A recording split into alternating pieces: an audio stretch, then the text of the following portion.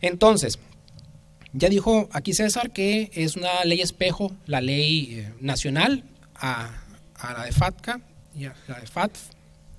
Gafi ya lo platicamos, Gafi es el Grupo de Acción Financiera Internacional y emite recomendaciones para que todos aquellos países miembros eviten en la medida de lo posible el blanqueo de capitales, el financiamiento al terrorismo y la proliferación. La proliferación es todo lo que tenga que ver con venta, comercialización, etcétera, y todo lo necesario para la creación de armas de destrucción masiva. Y dentro de todas estas recomendaciones que hace Gafi, hay que tomar mucho en cuenta esto que está al final, el compromiso de los países miembros para adecuar sus legislaciones. Es por eso que nace esta ley y es por eso que esta ley, en opinión de su servidor, llegó para quedarse. Platicamos ya un poquito entonces esto de los antecedentes. La ley tiene como objetivo proteger al sistema financiero y la economía nacional. ¿Y qué va a hacer para esto? Presten atención a lo que dice aquí en verdecito. Recabar elementos útiles para investigar y perseguir delitos. Ustedes pueden leer lo demás, pero básicamente, ¿qué es lo que está haciendo la autoridad? Lo que hay que tener en cuenta es que está recabando información. Está alimentando base de datos la autoridad. Lento, pero seguro. Lento, pero lo está haciendo y nos consta. Está alimentando sus bases de datos y lo que tal vez le esté faltando en este momento a la autoridad para ser más efectivos y sentir más la presión en la materia es que se desarrolle el algoritmo necesario para identificar los casos más graves en cada localidad. Ya lo está empezando a hacer y ya lo estamos empezando a ver en la práctica, pero finalmente debemos estar seguros de que la autoridad ya está alimentando las bases de datos. ¿Qué actividades pretende regularse con esta ley? Actos y actividades que hace el sistema financiero y actos y actividades que desarrollan profesionistas y actividades que no son de tipo financiero. Lean ustedes y dense cuenta cuáles de estas representan ustedes los intereses de sus clientes y por estos motivos ya son ustedes o sus clientes sujetos de la aplicación de esta ley y de llevar los controles que indica la ley. ¿Qué hay que tomar en cuenta? Esta ley no tiene un carácter eminentemente fiscal, es decir, no es de naturaleza fiscal la legislación, pero sin lugar a duda la autoridad va a utilizar todos estos elementos que tiene para darle una connotación, si se lo permiten las circunstancias, de tipo fiscal. Vamos a poner un ejemplo. ¿Ustedes creen que si para efectos de antilavado alguien decidió declarar la actividad de arrendamientos y declara determinadas cantidades, avisa que llevó a cabo determinadas operaciones en materia de arrendamiento y la autoridad, que es la misma autoridad la que tiene la base de datos, voltea a la otra, a la de fiscalización y dice, caray, para antilavado me declaró arrendamientos o intereses, pero no me los declaró o no son consistentes o no cuadran con los temas fiscales, pues díganme si no se va a convertir ese tema en un tema fiscal o viceversa, y aquí es el gran problema y que es lo que estamos viendo en este momento. Hay contribuyentes que en su declaración de impuestos dice que tiene ingresos por arrendamientos, ingresos por intereses, por construcción, por todo el listado que dice la ley en su artículo 17 para que lo lean ustedes, pero no los declaró para efecto antilavado. Y la autoridad, ¿qué es lo que hace? Al cuadrar esta información, pues podrá enviar una revisión, multas, que ahorita vamos a ver más adelante, que no son nada despreciables. Entonces la autoridad, al amparo de esta ley que no es de carácter fiscal, sí va a desarrollar procedimientos y actos de, llamémosle revisión para no llamarle fiscalización, en materia administrativa y que también pueden derivar en temas de tipo fiscal y también de tipo penal. Por ejemplo, el declarar dolosamente de manera errónea algún aviso u omitir de manera dolosa algún aviso que tienes que dar, se pudiera convertir por disposición del incumplimiento de una disposición de carácter normativo meramente administrativa, se podría convertir en un tema penal. No confundir con los delitos que pueden derivarse por este tipo de errores u omisiones inocentes, digámoslo así, a los que están en el Código Penal Federal, que ya tienen que ver directamente con la voluntad de lavar dinero. Pero finalmente, entonces, es importante que tengan en cuenta que la autoridad sí va a desplegar, y ya lo está haciendo, este tipo de revisiones, aun y cuando no tengan el carácter eminentemente fiscal. Sí va a utilizar, en nuestra opinión, o al menos eso creemos y al menos así interpretamos algunas cuestiones que estamos viendo, que lo va a utilizar pues también para esos efectos. Aspectos obvios, he estado haciendo comentarios al respecto. Lo que a muchos nos hemos dado cuenta que más les interesa por lo cotidiano de las actividades es estos rubros. Hay muchos otros, tal vez para ustedes o algunos de ustedes en lo particular no sean ni intereses ni arrendamientos el tema, porque son constructores, porque venden joyas, porque blindan automóviles, porque intercambian tarjetas de crédito, tarjetas que acumulan valor, no sé, alguna otra del titipuchal de actividades que están allí en el artículo 17, y casi todos sabemos del tema del outsourcing. Está satanizado el tema del outsourcing, al igual que está para el SAT en otros temas, aquí también está satanizado prácticamente el tema del outsourcing.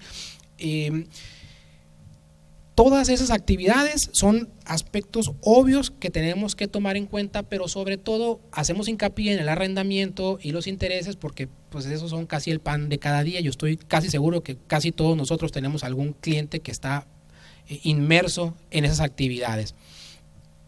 Hacemos aquí una pequeña transcripción de un caso real.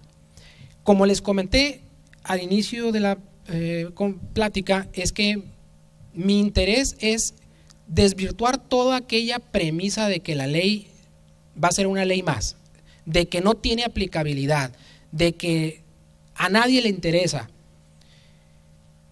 Yo quisiera que se llevaran la semillita sembrada de que hay que interesarnos, porque ya está en la práctica aconteciendo las consecuencias de la inobservancia de las disposiciones en la ley.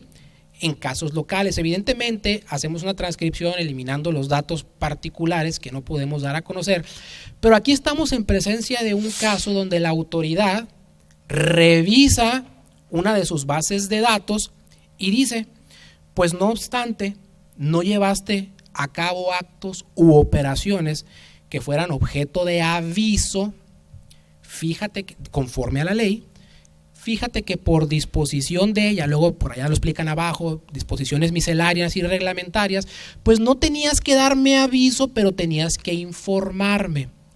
Y empieza aquí el juego perverso de entender la ley.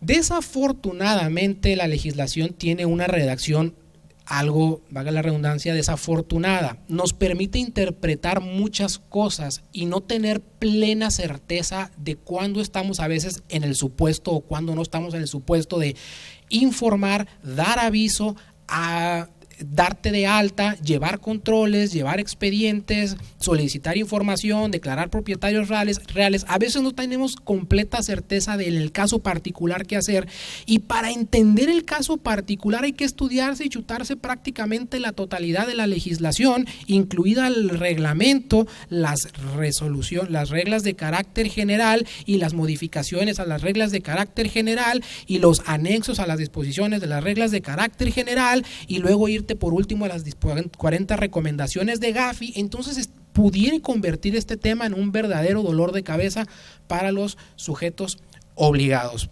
Tenemos que apresurarle. Básicamente la intención de la filmina anterior era hacerles notar que ya hay consecuencias en la materia, ya hay fiscalización en la materia. Ese caso anterior es un caso particular que ya se está defendiendo a nivel de litigio, ¿verdad? Administrativo todavía, pero ya empezó la dinámica. ¿Qué contempla la legislación? Sanciones y multas. Por un lado tenemos sanciones, por un lado tenemos multas, dependiendo de qué se realice de todas esas actividades que están aquí. Realizas cualquiera o cometes cualquiera de estos actos, puedes verte implicado o afectado con cualquiera de las consecuencias de la siguiente pantalla. Vamos a ver rapidísimamente un caso particular, el caso de arrendamientos, nada más para entender un poquito de lo enredado que está este tema. Arrendamientos. Ustedes o algún cliente suyo se dedica a arrendamientos. Para hacer este pequeño recuadro fue necesario leer y volver a leer la ley, y leer y volver a leer el reglamento, y volver a leer las reglas y volver a leer los criterios, porque aparte hay criterios que publica la autoridad que no son vinculantes, pero allí están y pueden servir. Entonces hay que hacer todo un estudio para determinar en cada caso particular qué es lo que hay que hacer. Y en el caso de arrendamientos, por ejemplo, si ustedes tienen arrendamientos que van desde $1 hasta 121,161.44, no hay obligación alguna. Pero no es lo mismo con otras actividades, por ejemplo, préstamos. Ahí es diferente.